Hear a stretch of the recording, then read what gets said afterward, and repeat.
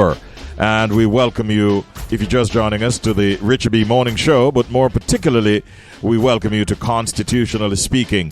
This is a feature that we do every Tuesday morning, and it's all courtesy of the Office of the Public Defender. This morning, we're joined by Mr. Victor Hemmings, who is deputizing for Herbert McKenzie, the Deputy Public Defender, who is off today, and we're very pleased and happy to have Victor joining us. Mr. Hemmings, good morning and welcome. How are you today, sir?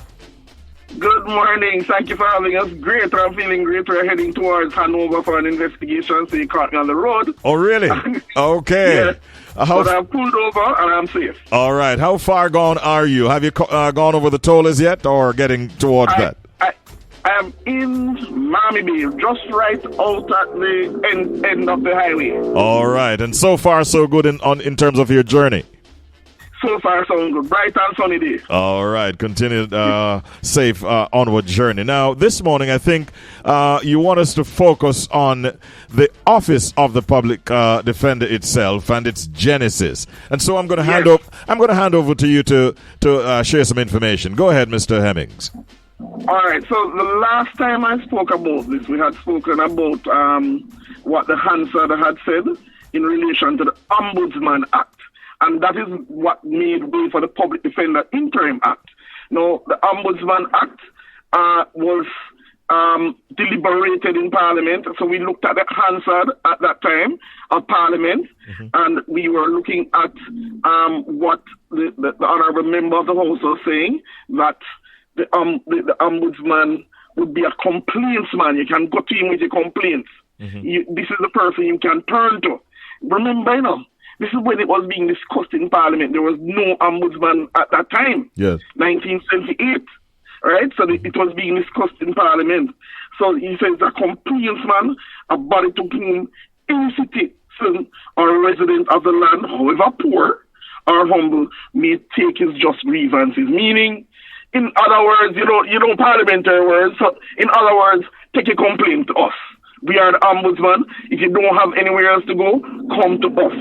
Now, how it has evolved over the years, and many people may not know this in Richie, but the ombudsman at that time had jurisdiction to investigate matters of public utilities.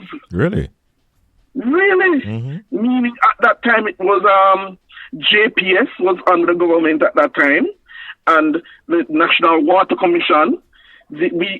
What I think the OUR does know, and to a certain extent the CAC possibly, Consumer Affairs Commission does know, we did that many years ago.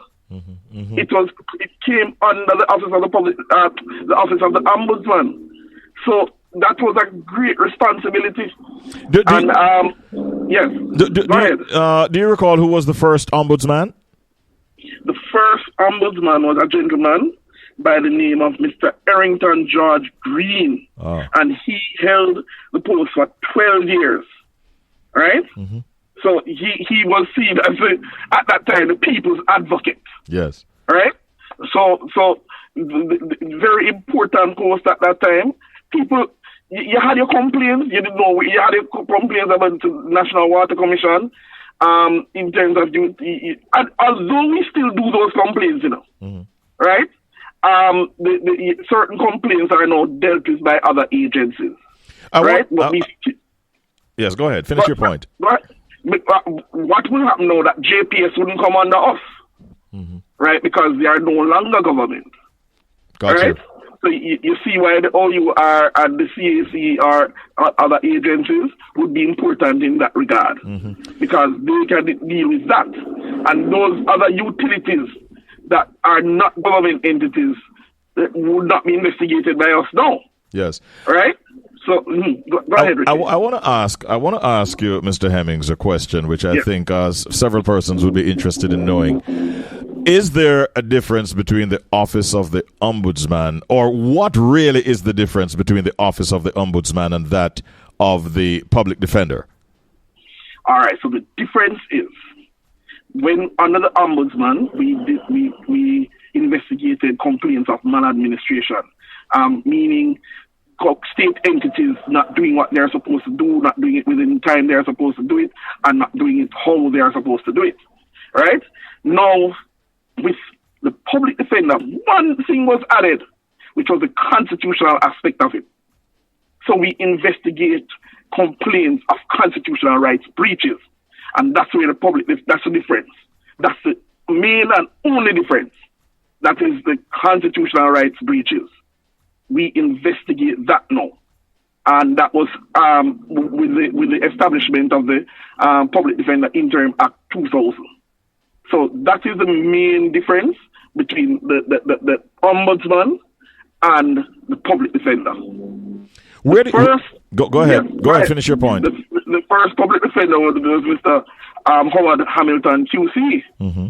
Right, he was the first public defender. So we have two different persons now: Errington George Green, first ombudsman, and first public defender, Mr. Howard Hamilton QC. Okay.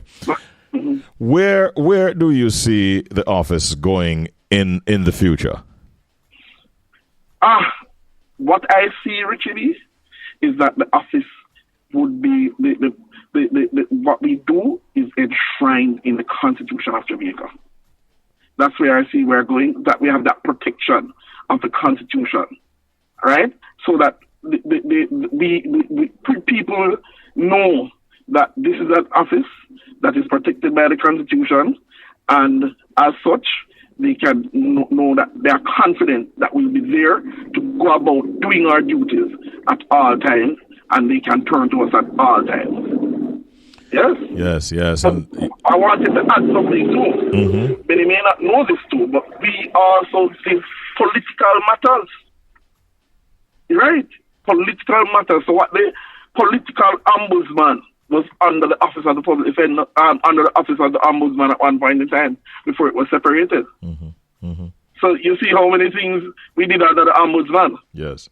And then came the office of the political ombudsman, which is now under another entity. Yes. A very important role that the OPD plays, crucial role, if you ask me, in shaping Jamaica's legislative framework. And in fact, there's quite a history, some of which we learned, and the genesis of the office itself, and some of the roles and functions. Anything else you wanted to add before you go? Just one thing from the Hansard, and it says, this is from the Hansard of the Ombudsman, when the Ombudsman bill was being deliberated. It says, in short, Mr. Speaker, this bill is an attempt to give to all, including the very poorest in this land, an advantage over and above that which he now has, and to answer the prayer of many who very often, in a sense of frustration, feel that there is no one to whom they can turn. So you see what the importance of the office. When you're frustrated with a government entity, how they deal with you, right? Mm-hmm. That was what he was saying this bill was about. You now can turn to someone.